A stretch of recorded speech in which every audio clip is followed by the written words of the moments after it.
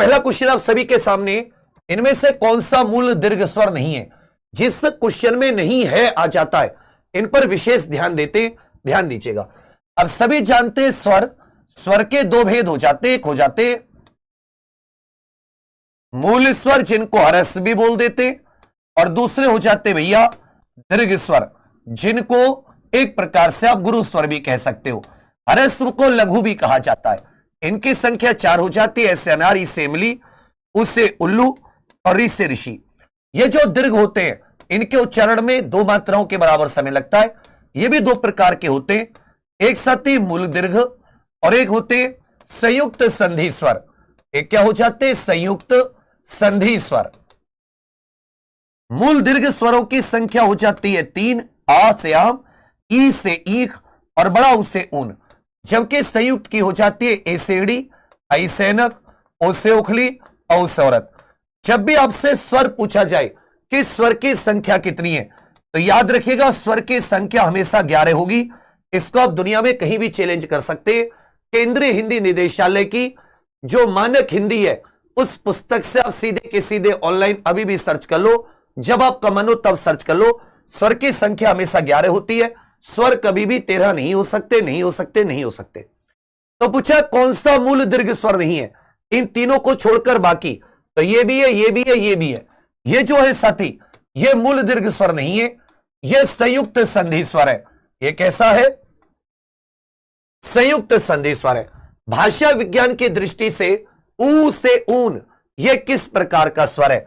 बड़ा ऊ जो होता है, एक बात तो क्लियर है कि जब आप बड़ा ऊ बोलते हो ई आई ऊ औ, तो आपका जो मुख है पूरी तरह बंद रहता है, तो इसका मतलब ये संवृत स्वर है। कैसा है? संवृत, मुख पूरी तरह बंद है। दूसरी बात, ये जीभ के कौन से हिस्से से? ये जीभ के पिछले वाले हिस्से से बोला जाता है। जो उ से उल्लू, औ से छोटा ऊ, बड़ा ऊ जो होते, ये जीभ के पिछले हिस्से से। तो यदि आप भाषा विज्ञान की दृष्टि से देखोगे तो बड़ा ऊ से उल्लू आपको कहां से उच्चरित मिलेगा? पश्च समृत, जीभ के पिछले वाले भाग से, और इसके उच्चारण में मुख बंद रहता है। पहले का उत्तर डी, दूसरे का उत्तर डी आपका बिल्कुल सही है। विराम चिन्ह का इनमें से कौन सा प्रकार नहीं है? विराम चिन्ह यह भाषा में स्पष्टता लाने के लिए, भाषा में स्पष्टता लाने के लिए कामता प्रसाद गुरु कहते कि इनको अंग्रेजी से लिया गया है। कामता प्रसाद गुरु जी के अनुसार ये कहां से आए? ये अंग्रेजी से आए। पूछा विराम चिन्ह का कौन सा प्रकार नहीं है? विवरण, जब आप किसी चीज को विस्तार से बताते हैं, विवरण चिन्ह। लाघव, किसी चीज को संक्षिप्त करने के लिए।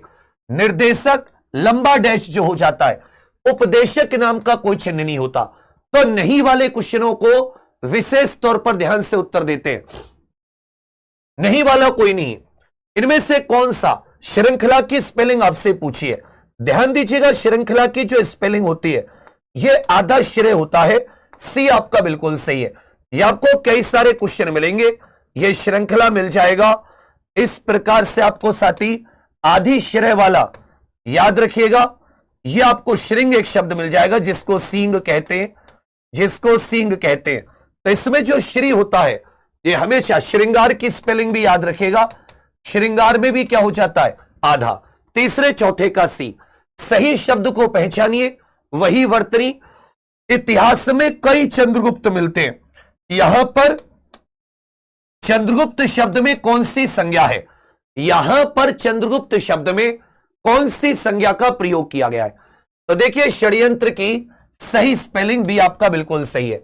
यह षड्यंत्र की बिल्कुल सही स्पेलिंग है।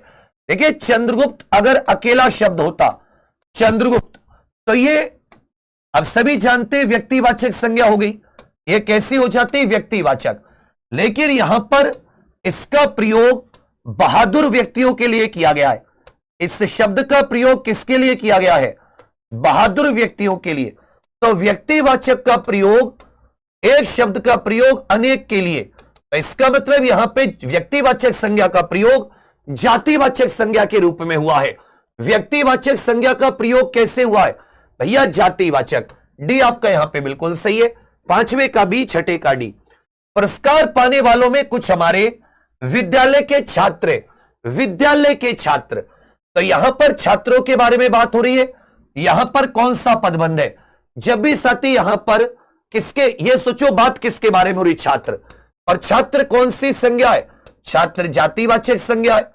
छात्र कौन सी संज्ञा है? जातिवाचक। बताइए भाई यहां पर कौन सा पदबंध है? तुम कल कहां थे? वाक्य में पुरुष बताइए। वाक्य में साथी सर्वनाम में आपको पुरुष बताना है कि इसमें पुरुषवाचक सर्वनाम का कौन सा भेद है। तो यहां पर यह संज्ञा पदबंध है क्योंकि छात्र के बारे में बात हो रही है, जातिवाचक संज्ञा। अब एक वो बताइए, जब वक्ता के अपने लिए जिन शब्दों का प्रयोग करता है यह उत्तम पुरुष, इसमें आ जाते एक वचन में मैं हम, और जो सामने वाले श्रोता के लिए जिनका प्रयोग करता है तू तुम, तू का बहुवचन तुम लोग, तो ये तो श्रोता के लिए ना, ये किस में आ जाता है? मध्यम पुरुष में। तो यहां पर तुम सामने वाले से पूछा जा रहा है, सामने वाले से तुम कल कहां थे? तुम क्लास में लेट क्यों आए? इसका मतलब इस समय मध्यम पुरुषवाचक सर्वनाम है। 7वें का ए, 8वें का बी आपका बिल्कुल सही है। 9वां, वह दूसरों को नहीं बल्कि अपने आप को सुधार रहा है। अपने आप में यहां पर अर्थ ढूंढकर सर्वनाम पहचानिए। कौन सा शब्द विशेषण नहीं है? इनमें से एक शब्द है जो विशेषण नहीं है, मतलब यह शब्द किसी की विशेषता नहीं बता रहा। क्वेश्चन नंबर लिखिए तब उत्तर दीजिए, लेकिन उत्तर सारे के सारे दीजिए। कि डुबकियां सिंधु में गोताखोर लगाता है, जा जाकर खाली हाथ लौट कर आता है। मिलते नहीं मोती यूं ही गहरे पानी में, बढ़ता दुगना विश्वास इसी हैरानी में। आखिर मुट्ठी खाली उसकी हर बार नहीं होती, कोशिश करने वालों की, मेहनत करने वालों की कभी हार नहीं होती। वह स्वयं को संभाल रहा है, स्वयं को सुधार रहा है, खुद को सुधार रहा है। तो जहां भी अर्थ स्वयं से आ जाए, खुद से आ जाए, वहां पर निजवाचक सर्वनाम होता है। उत्कृष्ट, निकृष्ट, धृष्ट, ये तीनों के तीनों विशेषण है। हर्ष, विषाद, ये भाववाचक संज्ञा है, ये विशेषण शब्द नहीं है, ये साथी विशेष्य है, भाववाचक संज्ञा।